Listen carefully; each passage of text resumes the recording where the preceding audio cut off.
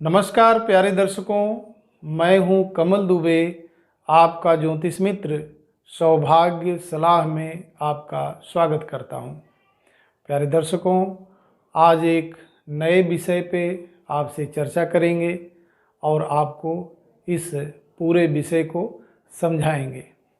विशेष करके आज का जो वीडियो है वह सरकार से लाभ, सरकारी नौकरी और राजनीति में सफलता, इससे संबंधित है।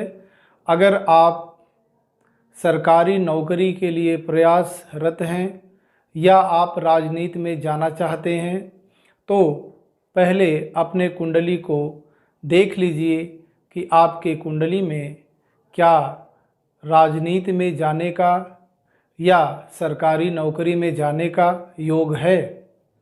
चलिए अपने विषय पे आते हैं और आपको समझाते हैं कि किस योग की वजह से हम सरकारी नौकरी, सरकार से लाभ या राजनीति में बड़े पद पे जा सकते हैं और जनता का समर्थन हासिल कर सकते हैं। आपने अगर अपनी कोई कुंडली बनवाई है तो उस कुंडली को सामने रख लीजिए। आपको अपने लग्न कुंडली पे ध्यान देना है और जो मैं समझा रहा हूँ उसको आप ध्यान से सुनिए। देखिए मित्रों, यह पहला घर हमारा, यह चौथा घर, यह सातवां घर और यह है 10वां घर। इसको हम लोग कहते हैं केंद्र का घर। तो आज का जो यह हमारा विषय है वह केंद्र के घर पे आधारित है और आपको अब अपने लग्न कुंडली पे ध्यान देना है और इन्हीं चारों घरों पे ही विशेष करके ध्यान देना है। प्यारे दर्शकों, अगर मंगल इस घर में, इस स्थान पे, इस स्थान पे या इस स्थान पे विराजमान हो, आपके कुंडली में या तो मंगल यहाँ लिखे हों, या तो मंगल यहाँ लिखे हों, या तो मंगल इस स्थान पर लिखे हों और या तो मंगल इस स्थान पर लिखे हों और यहीं पर पहली राशि लिखी हो, यानी पहली राशि का मतलब है 1 से इसको हमें समझना है। पहली राशि है मेष, या लिखा हो 8, जो 8वीं राशि का संकेत है, इसको बोलते हैं वृश्चिक राशि, या जो 10वीं राशि इसको बोलते हैं मकर राशि। अगर मंगल देव पहले घर में 1 नंबर पे, 8 नंबर पे या 10 नंबर पे लिखे हैं तो आपके राजनीति में जाने के या सरकारी नौकरी में प्रशासनिक अधिकारी बनने के या सेना में बड़े अधिकारी बनने के योग बनते हैं। ऐसे ही यहाँ भी आपको देखना है, 1 लिखा हो, 8 लिखा हो या 10 लिखा हो। ठीक ऐसे ही यहाँ पर भी 1 लिखा हो, 8 लिखा हो या 10 लिखा हो। ऐसे ही यहाँ पर भी 1 लिखा हो, 8 लिखा हो या 10 लिखा हो। अब थोड़ा सा ध्यान से आपको समझना पड़ेगा।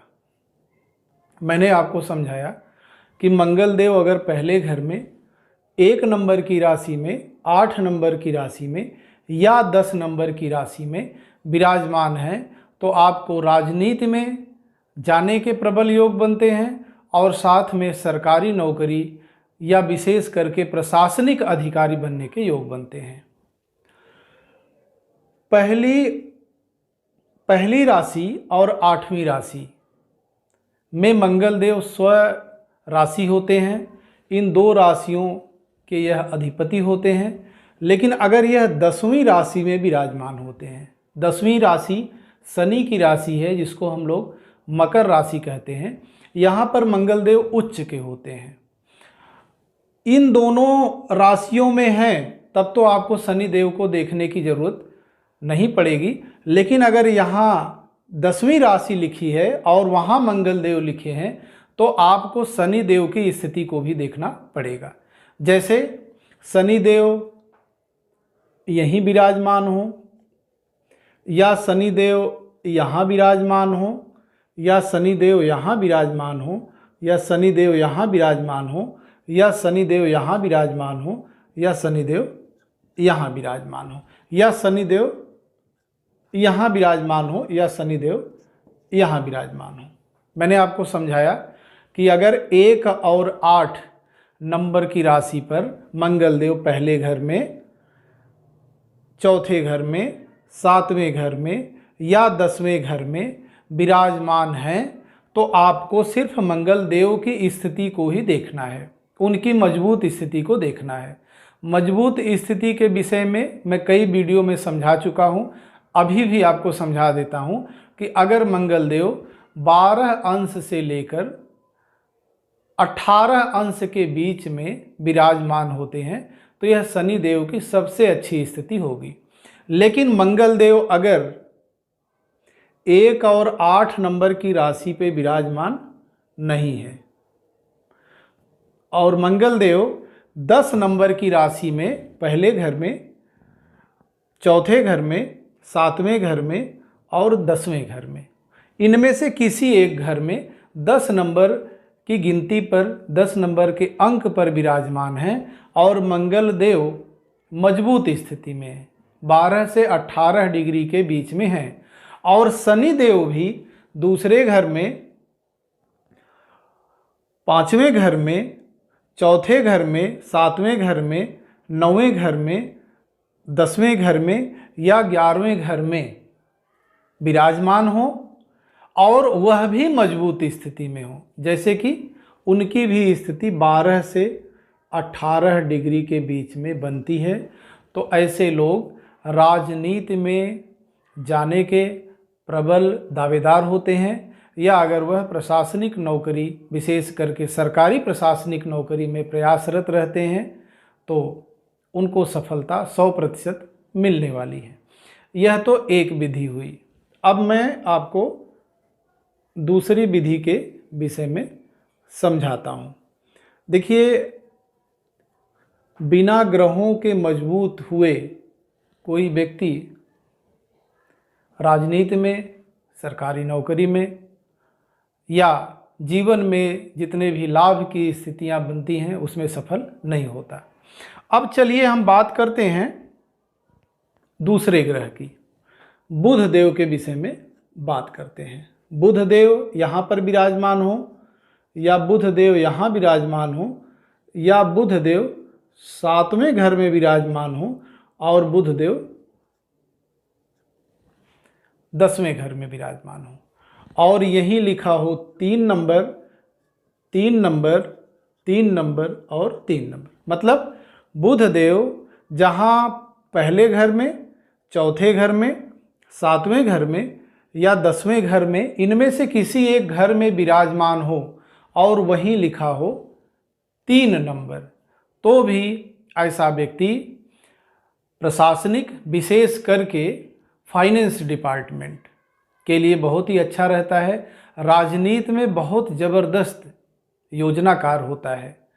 राजनीतिक जितने भी बड़े दल हैं उनको ऐसे लोगों की तलाश रहती है। एक तो यह विधि हो गई। दूसरे, बुध देव 6 नंबर, 6 नंबर, 6 नंबर या 6 नंबर। देखिए, 9 ग्रहों में बुध देव एक अकेले ऐसे ग्रह हैं जो कि अपनी ही दूसरी राशि कन्या राशि में उच्च के हो जाते हैं। इस मिथुन राशि और कन्या राशि के वह मालिक भी हैं, लेकिन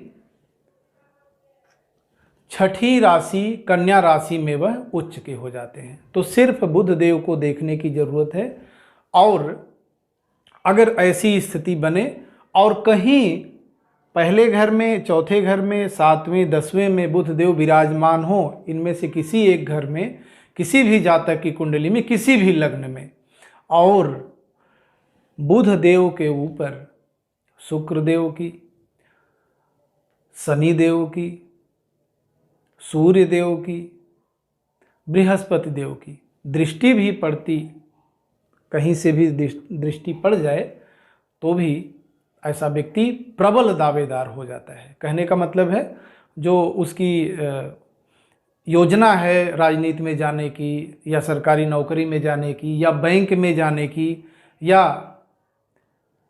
मीडिया में जाने की वह बहुत ही प्रबल हो जाती है। यह दूसरी विधि। अब तीसरी विधि के विषय में आपसे बात करते हैं। गुरुदेव बृहस्पति इस घर में यानी लग्न में, पहले घर में, चौथे घर में, सातवें घर में और 10वें घर में अपनी स्वराशि 9 नंबर की राशि और 12 नंबर की राशि में विराजमान हो, चाहे वह पहले घर में, चाहे वह चौथे घर में, चाहे वह 7वें घर में या वह 10वें घर में। बृहस्पति देव अपनी स्वराशि 9वीं राशि धनु राशि या 12वीं राशि मीन राशि में किसी भी एक राशि में, पहले घर में, चौथे घर में, 7वें घर में या 10वें घर में विराजमान हो तो ऐसे व्यक्ति को राजनीति में जाना चाहिए। वह राजनीति में सफल हो सकता है। बस सूर्य की स्थिति को देखना पड़ेगा और चंद्रमा की स्थिति को देखना पड़ेगा कि वह अगर मजबूत स्थिति में है, और बृहस्पति देव के भी मजबूती को देखना पड़ेगा। मजबूती मैं समझा चुका हूँ, कोई भी ग्रह 12 से 18 डिग्री के बीच में होता है तो वह उसकी बहुत ही मजबूत स्थिति होती है। अगर ऐसा न हो, बृहस्पति देव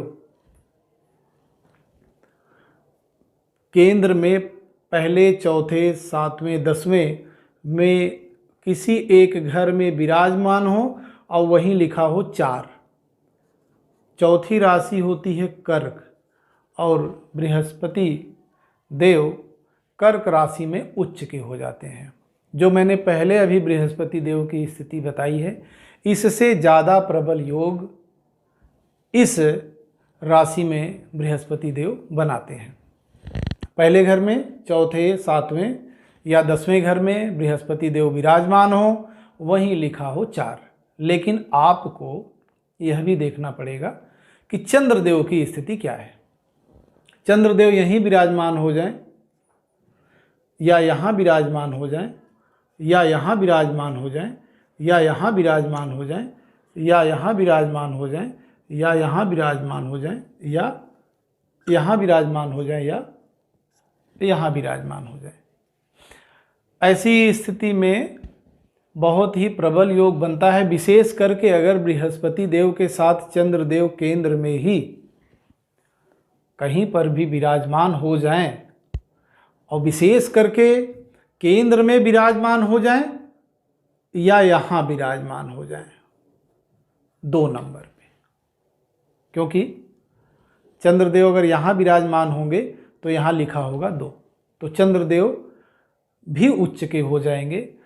ऐसा व्यक्ति बहुत ऊंचे लेवल का अधिकारी बन सकता है, बहुत ही बड़े लेवल जैसे कैबिनेट मंत्री वगैरह बन सकता है। इसके चांसेस बहुत ज़्यादा बन जाते हैं। बस एंट्री करने की ज़रूरत है।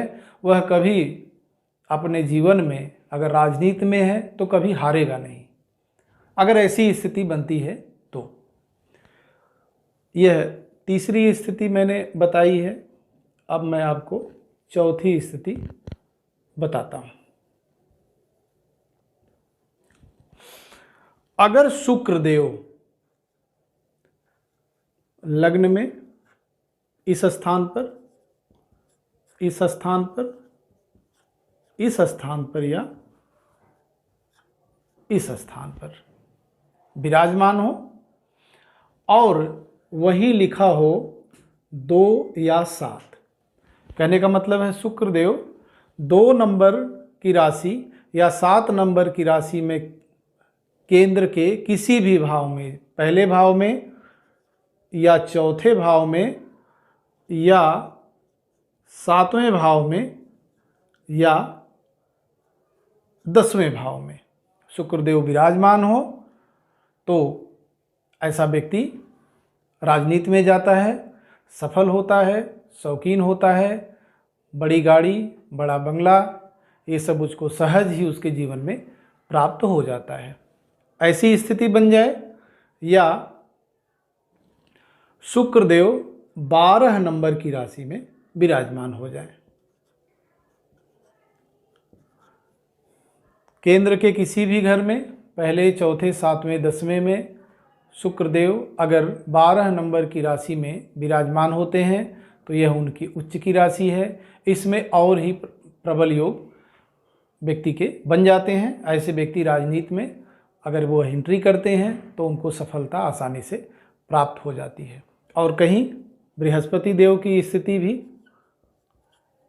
इस स्थान पर और इस स्थान पर या इस स्थान पर या इस स्थान पर रहती है तो यह जो योग है वह बहुत ही मजबूत हो जाता है और व्यक्ति आसानी से अपने जीवन में सफल हो जाता है। बस आपको ध्यान यही देना है कि शुक्रदेव की स्थिति मजबूत हो और उस पर कहीं सूर्यदेव की दृष्टि पड़े, सूर्यदेव साथ में रहें तो और भी अच्छा रहेगा। अब अंतिम बात मैं आपको बताता हूं और इसके बाद इस वीडियो को समाप्त करता हूं। शनिदेव केंद्र में पहले घर, चौथे घर, 7वें घर या 10वें घर में 10 नंबर की राशि या 11 नंबर की राशि में विराजमान होते हैं तो व्यक्ति प्रबल राजनीतिक होता है या ऐसे व्यक्ति न्याय व्यवस्था में जा सकते हैं, अच्छा वकील बन सकता है। आप देखते होंगे राजनीति में बहुत सारे सुप्रीम कोर्ट के अच्छे वकील, जज राजनीति में हैं और खूब सफल हैं। तो यह राजनीति में भी ले जाता है और हमारी न्याय व्यवस्था में भी ले जाता है, क्योंकि ऐसे लोगों को जनता का समर्थन बहुत अच्छा मिलता है। शनि जनता का समर्थन है, तो अगर ऐसी स्थिति बनती है और शनि देव मजबूत स्थिति में होते हैं, किसी भी लग्न का भी जातक क्यों न हो, अगर शनिदेव पहले घर में 10 या 11 नंबर की राशि में, जो कि उनकी अपनी खुद की राशि है, मकर और कुंभ जो राशि है उसके मालिक शनिदेव होते हैं, या चौथे घर में या 7वें घर में या 10वें घर में, इस व्यवस्था में अगर शनिदेव विराजमान होते हैं तो यह प्रबल राजनीति के योग बन जाते हैं। या शनिदेव जहाँ विराजमान हो केंद्र में वहीं लिखा हो 7, यह पहले से भी ज़्यादा प्रबल बन जाता है, क्योंकि शनिदेव सबसे अच्छी स्थिति में अपने इस राशि में होते हैं। यह शुक्र की राशि है, तुला राशि। ऐसा व्यक्ति राजनीति में, न्याय व्यवस्था में बहुत ही सफल रहता है, चाहे वह वकालत करे, चाहे वह जज बने। ऐसे लोग आसानी से जज भी बन जाते हैं। बस यह है कि परिश्रम तो करना ही पड़ेगा। देखिए, कुंडली में योग बनते हैं, योग के अनुरूप जितना प्रबल योग उतना कड़ा परिश्रम। अगर आप परिश्रम भी करते हैं और इस प्रकार के योग भी आपके कुंडली में बनते हैं तो मित्रों, निश्चित तौर पे मानिए कि आपको ग्रहों से संबंधित जो भी व्यवसाय है उसमें जाना चाहिए और उसमें आप सफल भी होंगे। बस यह देखना पड़ेगा कि ग्रहों की स्थिति मजबूत हो। जैसे यहाँ मैंने ये बता दिया, इसके बाद शुक्रदेव की भी स्थिति को देखना पड़ेगा, क्योंकि इस जो राशि का मालिक तो शुक्र है। अगर शुक्र शनि के ही साथ विराजमान हो जाए, यहाँ पर, यहाँ पर या यहाँ पर या यहाँ पर या इस स्थान पर या इस स्थान पर या इस स्थान पर, यहाँ पर भी, ऐसे व्यक्ति अपने जीवन में जो सांसारिक सारी वस्तुएं होती हैं, जिनको आप लग्जीरियस लाइफ बोलते हैं, सब कुछ वह प्राप्त करेगा और राजनीति या न्याय व्यवस्था में सफल होगा। इस प्रकार से आज मैंने पहला भाग आपको बताया है। ये अभी कंप्लीट नहीं है, बस शुरुआत है। ऐसे ही मैं अगला वीडियो भी लेके आने वाला हूँ और आपको कुछ और योग के विषय में बताऊंगा कि आप अगर राजनीति में अपना हाथ आजमाना चाहते हैं या सरकारी नौकरी में जाना चाहते हैं तो कितने सफल होंगे। अपनी कुंडली पे ध्यान दीजिए, निश्चित तौर पे